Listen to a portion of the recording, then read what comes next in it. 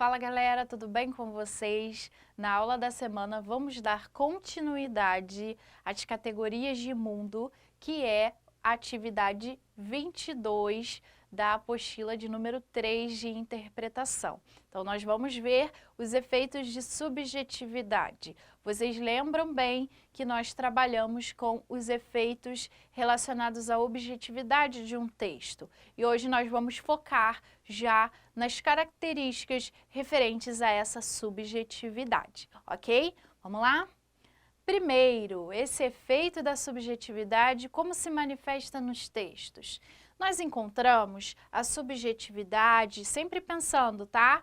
Que a subjetividade tem a ver com sujeito, tem a ver com eu, com opiniões, com questões internas do ser humano, ok?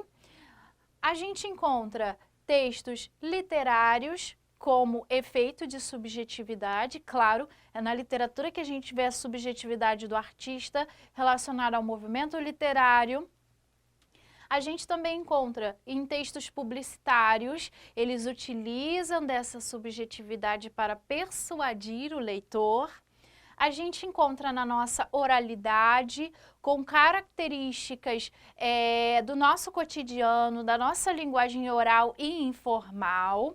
E a gente encontra em figuras de linguagem que trazem essa subjetividade nos nossos textos, né? A gente encontra figuras de linguagens em textos literários, a gente encontra figuras de linguagem em textos publicitários e são características que vão traduzir essa subjetividade que a gente tem falado desde o início do ano, né? Características da objetividade, da subjetividade, para mostrar para vocês que a interpretação ela tem que ter logo essa visão. Eu vou olhar um texto, vou ler e perceber, esse texto é objetivo? Quais características dele? Já tem que vir à sua cabeça. Esse texto é subjetivo? Quais características dele? Aí automaticamente você responde a questão de uma maneira mais fácil. Vamos lá. Vamos começar aí com a questão referente ao texto publicitário. Nós encontramos em uma propaganda a função apelativa ou conativa da linguagem, que você aprendeu comigo, não foi? Você aprendeu que a função conativa ou apelativa é chamada também de função da propaganda, porque o intuito é dialogar, é convencer o receptor. É por isso que a gente tem o uso da segunda pessoa, que é o caso do tu ou do vós, ou você, né, ou vocês, que no caso mostra essa vinculação dessa conversa com a segunda pessoa, ok? Com o receptor. O uso de vocativos, que é um chamamento, ó, Senhor, né, Senhor, né, a Maria é um vocativo, ou seja, esse uso da segunda pessoa. Verbos no imperativo, o verbo no imperativo vai me dar a ideia de sugestão, de ordem, de súplica, então não pise na grama. A gente vai ter essa ideia de que ele está falando com quem? Com o receptor. Foco no receptor, como eu falei, e o diálogo com ele, justamente para dar essa ideia de que a função conativa ou apelativa vai mostrar dentro da publicidade essa subjetividade, porque ele vai relacionar essa troca, essa ideia de menção com o receptor. Vamos lá. Vamos olhar aqui uma propaganda. Leia para uma criança. A cada livro, o Brasil inteiro vira a página. Gostar de ler é o início de uma história cheia de descobertas e aprendizados na vida da criança. E tudo começa quando você abre um livro para ela. Quais são os efeitos de subjetividade que a gente tem aqui? E note, não é um texto literário, né? Para você que acha que a subjetividade é só de texto literário. O que a gente encontra? A gente encontra características, primeiro, da função conativa da linguagem. Leia para uma criança já é um diálogo com o receptor pelo uso do verbo no modo imperativo. Então, uma sugestão, leia para uma criança. A cada livro, o Brasil inteiro vira a página. Então, aqui a gente tem uma subjetividade também. Vira a página no sentido metafórico, ok? Vira a página também no sentido literal, né? Ler e virar a página. Olha a ambiguidade, no sentido metafórico. Então, nesse caso, ele utilizou essa metáfora por meio da subjetividade vinculada em um sistema publicitário, não é lindo isso, a língua portuguesa? Em um sistema publicitário. E automaticamente ele resgata essa subjetividade do receptor para favorecer a propaganda, ok? Vamos lá. Outra referência da subjetividade já é num texto literário, que é o uso das funções poética e emotiva. Vamos relembrar? A função poética da mensagem está relacionada, a função poética da linguagem está relacionada ao conteúdo a ser transmitido, a uma mensagem. Ele também utiliza figuras de linguagem específicas para poder trabalhar essa associação. Na função emotiva, lembrem-se, é o emissor, né? O emissor que traduz sentimentos, o emissor que traduz juízos de valor, porque ele traduz a sua própria opinião a respeito de um determinado tema. Então, tanto a função poética quanto a função emotiva traduzem esses efeitos de subjetividade. Mas, professora, isso só aparece em textos literários? Não. A gente vai ver a função emotiva dando essa ideia, por exemplo, em um texto de opinião. Então, vamos dar uma olhada aqui no exemplo? O trânsito de São Paulo tornou-se caótico todos os dias, sem exceção. De segunda a segunda, é um mar de veículos transitando freneticamente pelas ruas da cidade. São motoristas alucinados em suas máquinas enfurecidas. É uma verdadeira batalha por espaço e por segundos economizados. Mas se não fosse assim, São Paulo não seria São Paulo. Essa cidade é a locomotiva econômica do país. Todos querem um pouco dela, para morar, passear, trabalhar, vender, comprar, enfim. A cidade atrai multidões e isso se reflete no trânsito. Saída, planejamento, que obviamente nos falta.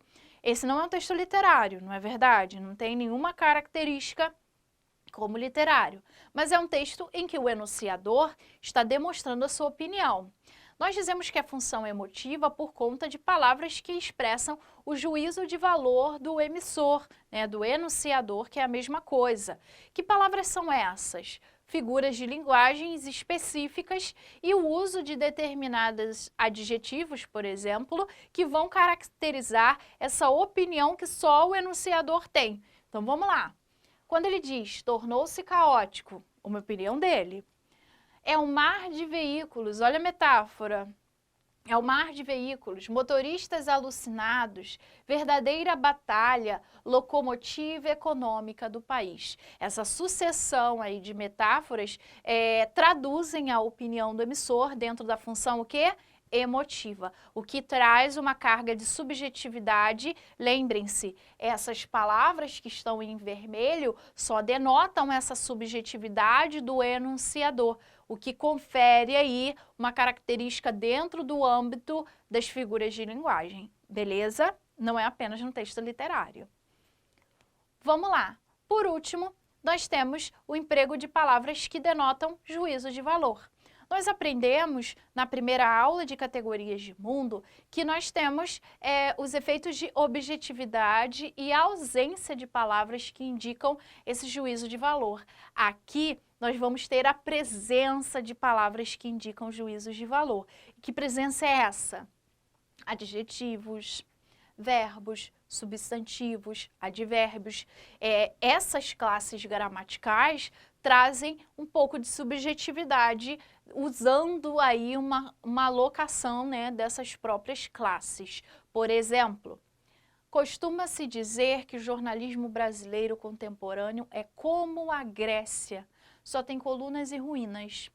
O leitor dirá se a avaliação do jornalismo é ou não correta. A da Grécia deixou de ser. O país hoje está resumido apenas a ruínas econômicas, políticas e principalmente sociais. Vejam só, Aqui a gente tem um conectivo como, indicando uma comparação, e esse como já vai dar a ideia de que nós temos dois elementos, que são colunas ou ruínas, é como a Grécia.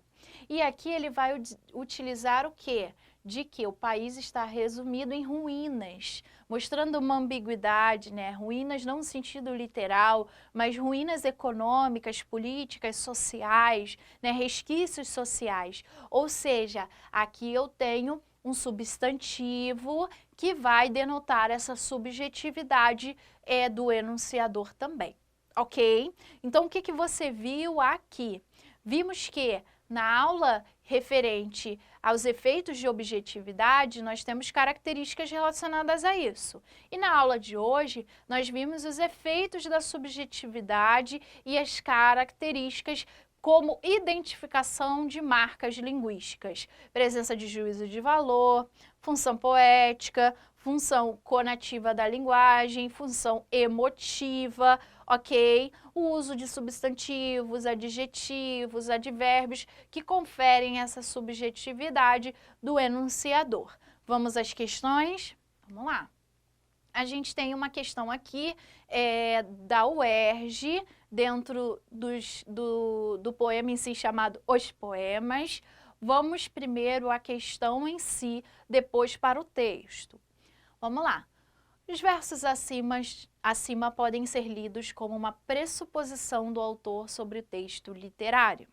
Essa pressuposição está ligada ao fato de que a obra literária, como texto público, apresenta o seguinte traço. Então, a gente vai ler aquele poema e pensar que a obra literária tem uma característica dentro aí de questões de interpretação. Que características são essas? Vamos lá. Os poemas. Os poemas são pássaros que chegam, não se sabe de onde, pousam no livro que lês. Quando fechas o livro, eles alçam voo como de um alçapão. Eles não têm pouso nem porto, alimentam-se a um instante em cada par de mãos e partem.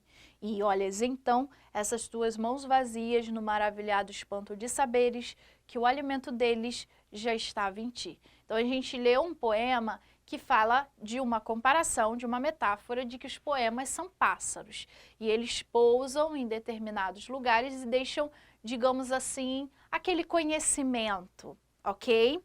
E a questão vai estar relacionada a quê? A obra literária, ok? Os poemas, a obra literária em si, ou um texto narrativo, ele vai apresentar um traço. Ele vai apresentar um traço relacionado a quê?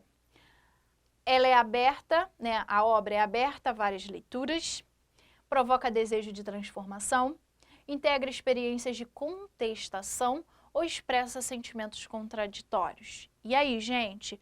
Primeiro, que quando a gente trabalha com texto literário, a característica básica é o quê? A subjetividade, que foi o que a gente trabalhou. Por meio da função emotiva, por meio da função poética, por meio de várias leituras. Ou seja, é o que a gente chama de plurissignificação. Um texto literário, você lê e interpreta de uma maneira, depois você lê novamente e interpreta de outra maneira. Ou seja, o texto, os poemas, vai trazer essa possibilidade de várias leituras, o que caracteriza, como nós falamos, a subjetividade. Ok? Letra A. Beleza? A gente tem um texto aqui, também é um poema da prova do Enem. Vamos lá perceber o que é que a prova vai querer, né? A questão vai querer. A memória é um importante recurso do patrimônio cultural de uma nação. Ela está presente nas lembranças do passado e no acervo cultural de um povo. Ao tratar o fazer poético como uma das maneiras de se guardar o que se quer, o texto faz o quê? Então, o texto vai falar da memória como patrimônio cultural e vai mostrar que o fazer poético, ele requer algo relacionado a quê? Então, vamos ler o texto. Guardar. Guardar uma coisa não é escondê-la ou trancá-la. Em cofre não se guarda coisa alguma. Em cofre, perde-se a coisa à vista. Guardar uma coisa é olhá-la, fitá-la, mirá-la, por admirá-la, isto é, iluminá-la, ou ser por ela iluminado. Guardar uma coisa é vigiá-la, isto é, fazer vigília por ela, isto é, velar por ela, isto é, estar acordado por ela, isto é, estar por ela ou ser por ela. Por isso, melhor se guarda o voo de um pássaro do que um pássaro sem voos. Por isso se escreve, por isso que se diz, por isso se publica, por isso se declara ou declama um poema, para guardá-lo, para que ele, por sua vez, guarde o que guarda, guarde o que quer que guarde um poema. Por isso, o lance do poema, por guardar-se o que se quer guardar. Então, a gente tem um poema que vai falar de memória, vai falar de patrimônio, de guardar um poema, guardar lembrança, guardar coisas que se acumulam ali e são postas, digamos assim, lado a lado, de uma maneira bem metaforizada. Então, ele vai falar, a memória é um recurso do patrimônio cultural, está presente na lembrança do passado e no acervo cultural de um povo. Ao tratar o fazer poético, aí guardar em meio à poesia, como uma das maneiras de guardar o que se quer, o texto faz o quê? Ele ressalta a importância dos estudos históricos para a construção da memória social de um povo. O texto valoriza as lembranças individuais em detrimento das narrativas populares ou coletivas. Reforça, letra C, a capacidade da literatura em promover a subjetividade e os valores humanos. Letra D, destaca a importância de reservar o texto literário àqueles que possuem maior repertório cultural. Então, o texto literário é só para aquele que tem repertório cultural. Letra E, revela a superioridade da escrita poética como forma ideal de preservação da memória cultural. E aí, gente? Vamos lá. Nós vimos que a ideia, né, de guardar é guardar com detalhe, admirar. E aí ele vai falar, né, do poema em si, que o poema é como se fosse aí, digamos assim, um voo de pássaros, né? A gente tem a ideia de que se declama um poema para guardá-lo. Então, automaticamente, a gente vai ter o quê? Reforça, letra C, a capacidade da literatura em promover a subjetividade, os valores humanos. Porque, gente, essa subjetividade se dá por você contemplar e você ter uma referência somente sua. A gente vai ter essa ideia metafórica do voo de um pássaro, a gente vai ter essa ideia de que o poema se declara, se guarda, se admira e mostra, né, de que nós temos essa ideia de valores humanos, são questões intrínsecas do ser humano, ok? Então, façam os exercícios referentes a isso. Nós vimos os efeitos de subjetividade, nem sempre é uma tarefa muito fácil, né? Não são questões somente tranquilas, porque muitas tratam de textos literários, como esse que a gente leu agora. Logo, vocês precisam trabalhar um pouco mais essa associação dos efeitos de subjetividade, ok? Então, ficamos por aqui. Não deixe de fazer os exercícios. Um grande beijo para vocês. Até a próxima.